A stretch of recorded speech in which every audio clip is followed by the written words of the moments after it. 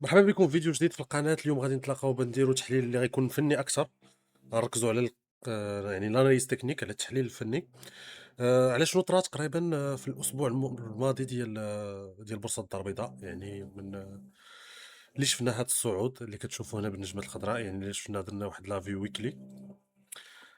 غنتكلموا بالأخص على هاد الشمعة الخضراء اللي كانت عندنا، اللي كانت مزيانة وعطاتنا واحد السينيال اللي هو مزيان، باش نقدروا نتجاوزوا، يعني نرجعوا للمستويات اللي كنا فيها في بداية السنة في الماضي. إذا نرجعوا للديلي، أولًا كنلاحظوا بأن كنا رسمنا هاد لا لين، هاد الخط المقاومة اللي أوبليك. دونك كنا رسمناه تقريبًا في أكتوبر 2025، وكنلاحظوا بأن فيما كنقيسوه كيكون عندنا تراجع، يعني كنعاودوا ننزلوا في المارشي. دونك هنا مشينا أول مرة، يعني درنا لمسة، ثم من بعد وصلنا لهاد لو با، يعني القاع اللي كان عندنا في الأول في أكتوبر.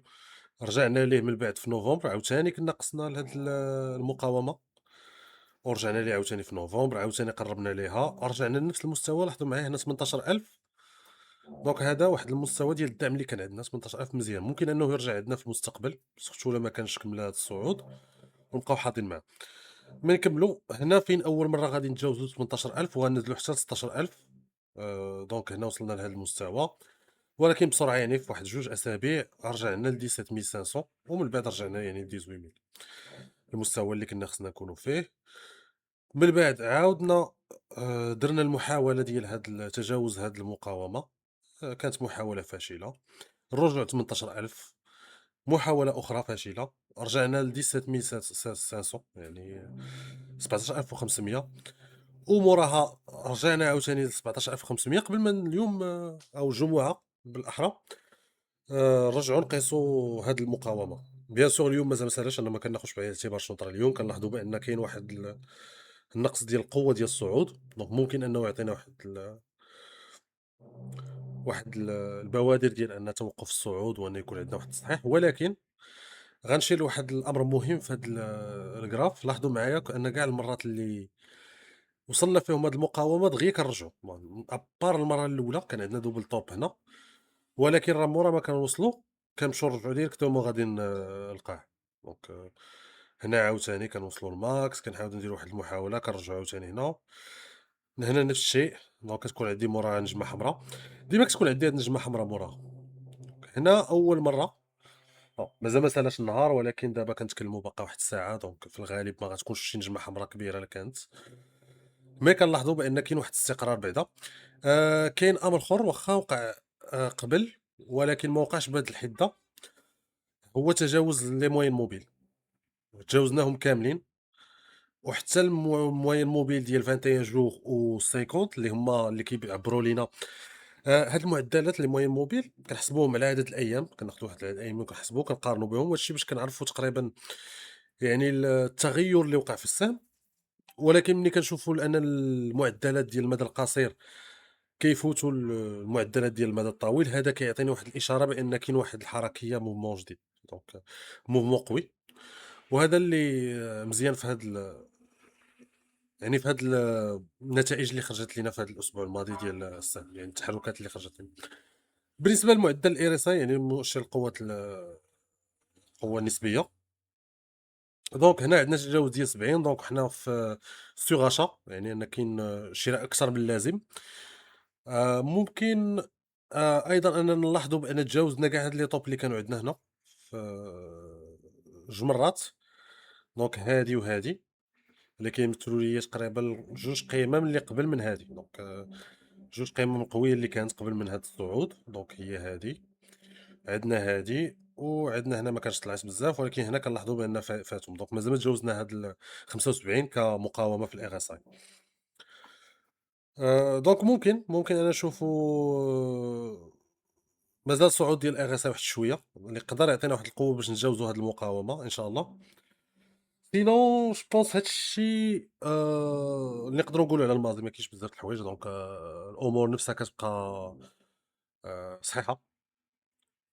دونك الماضي عندنا غادي مزيان pour l'instant. رجعنا يعني إلا شفنا العام، رجعنا أحسن من بداية السنة. اللي هي هنا، وكانت عندنا في 18300 ولا 18700. دونك حنا في واحد المستوى ديال قريب 19000، يعني كنقولوا بأن كون شرينا في الأول العام، دابا اليوم غنكونوا رابحين. دونك هادشي اللي كيمثل واحد الإشارة إيجابية.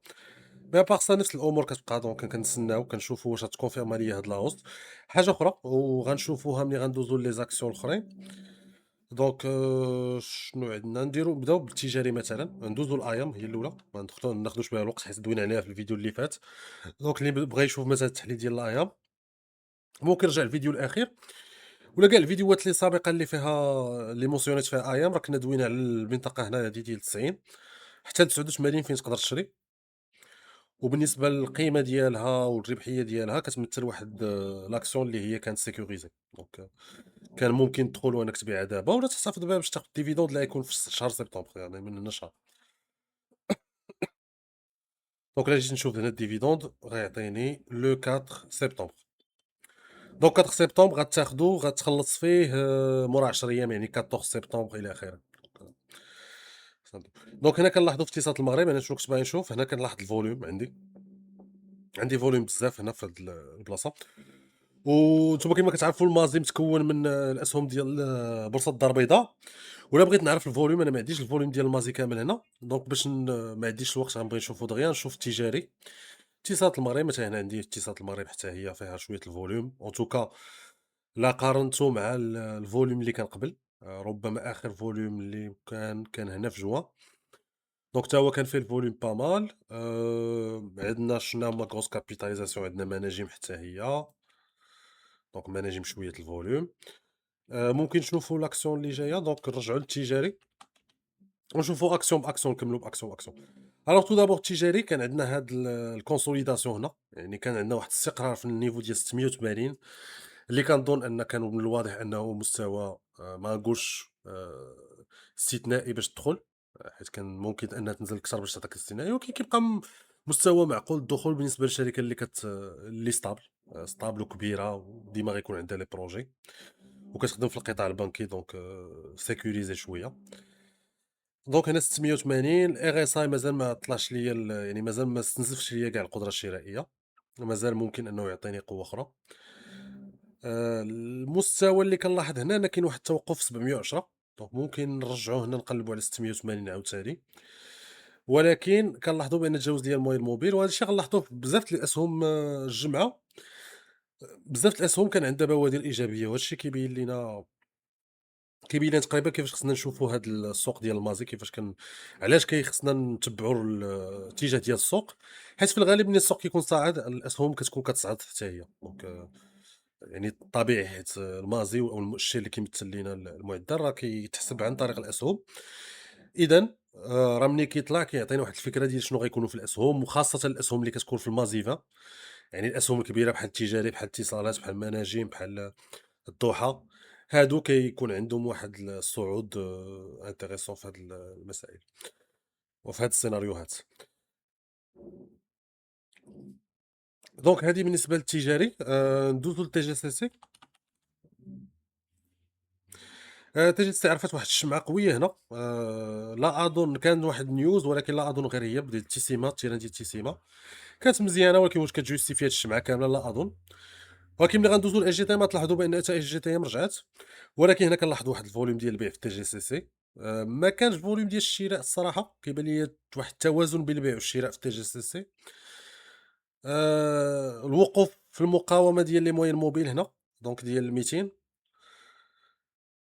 كتمثل ليا بأن ممكن يكون عندي ارتداد إلى الأسفل. دونك بالنسبة لTGCC، رغم أن المارشي كيطلع، فإنها ممكن أنها تباطئ واحد شوية، تكون واحد التباطؤ فيها، خاصةً بأن ما كاينش مشاريع فريمون. كنا شفنا تيسيما، ولكن خص مشاريع، كنتكلموا على مشاريع كبرى اللي ممكن أنها تنزّل القيمة، المكرر الربحية ديالها الPE ratio بواحد الطريقة كبيرة. قبل ما ندوز لLGTM كنت باغي ندوي على واحد القضية أخرى حتى هي بالنسبة للصعود ديال السوق. ملي كيصعد السوق عندنا واحد المؤشر اللي كيتسمى البيتا. ولا دخلت نشرح هاد البيتا، كيمثل ليا مثلًا كنشوفوا السهم شحال تقريبًا كيتغير ملي كيطلع السوق. مثلًا إلا طلع المازي بواحد 1%، واحد السهم عنده بيطة ديال 2 غيطلع ب2%، مثلًا الضحى ناخدو exemple، أنا ما عرفتش البيطة ديالها شحال، ولكن مثلًا 2%.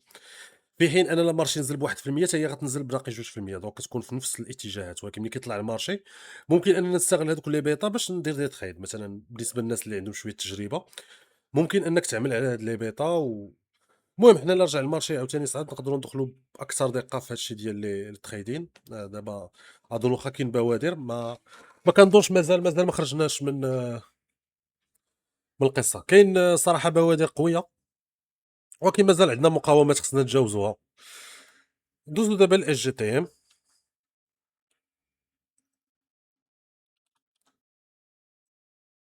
سمحوا لي هاد الفيديو ما قدرتش ندير فيها ليديسيون شوية بزاف، حيت كنصورها بالزربة.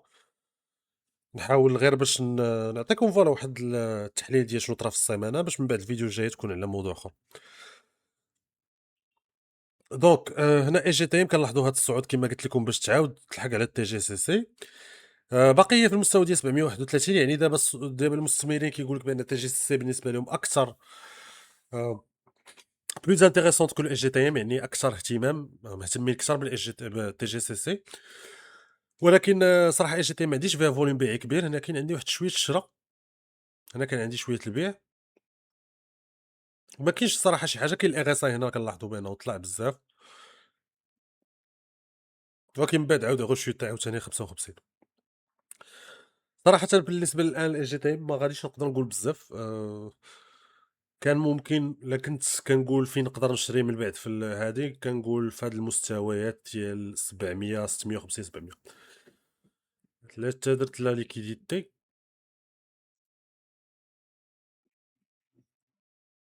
فوالا، دونك غتجي عندي في هاد المستوى نيت هنا.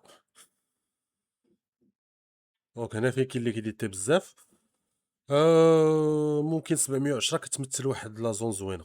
دابا لا طلعت السهم ديال GTM تجاوز ليا هادي، ممكن نرجعو هنا في 720 730.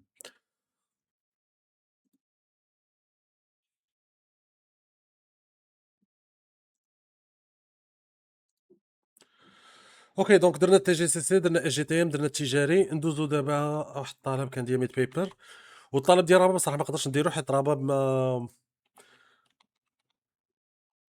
ما فيها ما يتدار اناليز تكنيك، غتخدم مع فوندامونتال. انا عارف كو الفوندامونتال ماشي انتريسون الصراحة، ماشي انتريسون، ما يديرش ليكيديتي. دونك ما ننصحش بها المبتدئين على الأقل. وصراحةً أنت إلا دخلتي فيها كواحد عنده تجربة غتدخل بواحد الإطار ديال أنك كتعرف تقرا الكارني دور، ومتبع تقريبا شنو طاري في النهار، أكثر من اللي غادي تكون كتقلب على اناليز تكنيك وتتبع تقريبا الحركة ديال الأسهم. هذا النظر ديالي زعما إلا كنت باغي تدخل الرابط. بالنسبة للميد بيبر واحد الملاحظة، الميد بيبر فيما كيكونوا الانتخابات كطلع. ندوز الويكلي باش نمشيو دغيا. دونك ها هو الويكلي. عندي هنا هو 2021 في سبتمبر، دونك كانت انتخابات طلعات. 21 كانت انتخابات، إمتى كانت قبل 2017؟ هاي 2016 واقيلا 2016. دونك 2016 هي طلعات، ومن المفترض انها تطلع دابا. الحاجه اللي كنلاحظ في الميد بيبر هو عندي هذا الارتيتات في الموين موبيل، دونك ممكن الدخول. كاين هذا لو فوليوم هنا حتى هو فوليوم هنا ديال الشراء، هنا فوليوم ديال البيع. مي اون توكا كاين تجاوز ديال ار اس اي هنا، ديال لا موين ديال ار اس اي، دونك ممكن تعطينا واحد الصعود تدريجي. نقدر نقول في ميد بيبر كتكون هاد الاستفاده من الانتخابات، ولكن عاوتاني ما كتبقاش اكسيون، كتكون اكسيون فيها الريسك بزاف، فيها المخاطره. نكونوا واضحين، فيها المخاطره. سينو شفت في الديلي عندي هاد الفوليوم اللي انتريسون، ما كاينش شي حاجه اخرى. الفوليوم هنا كامل قليل، يعني ما كيعطيش فكره. هذا هو اللي انتريسون. خاص تبحث فيه واش شونجمون دما، واش يعني تغيير الاي دي بين الانستيتيوسيونيل. خلا اظن الانستيتيوسيونيل كيكونوا في هاد لي زاكسيون، مي بون ما كنظنش المؤسسات كتكون في لي زاكسيون بحال ميد بيبر. دوزو دابا المرسى اللي حتى هي قيمه سوقيه اللي كتمثل واحد يعني واحد البوا، واحد الوزن كبير في المازي. يعني حتى هي ملي كنجي نشوف الفوليوم كيأثر على الفوليوم ديال المازي اون جينيرال، والحركات ديالها كتأثر على المازي. دونك كنا دوينا على على مرسى. ملي تجاوزت هذا الخط اللي عقلته كنا دوينا قلنا تجاوزت هذا الخط ممكن أنها تعطي إشارات وفعلًا دونك كنلاحظوا هنا استقرار، والاستقرار فاش عطاتو لينا في الموين موبيل ديال 200. دونك هنا كان تجاوز هاد المقاومة اللي عندنا أوبليك، بالإضافة إلى تجاوز الموين موبيل. ما تجاوزتهاش في المرة الأولى ولا تجاوزتها ولكن ما استقراتش فوقها حتى تقريبًا يعني حتى جويي. ولكن الآن كنلاحظوا بأن كاين واحد لي موفمون الصراحة زوينين في مرسى ماروك.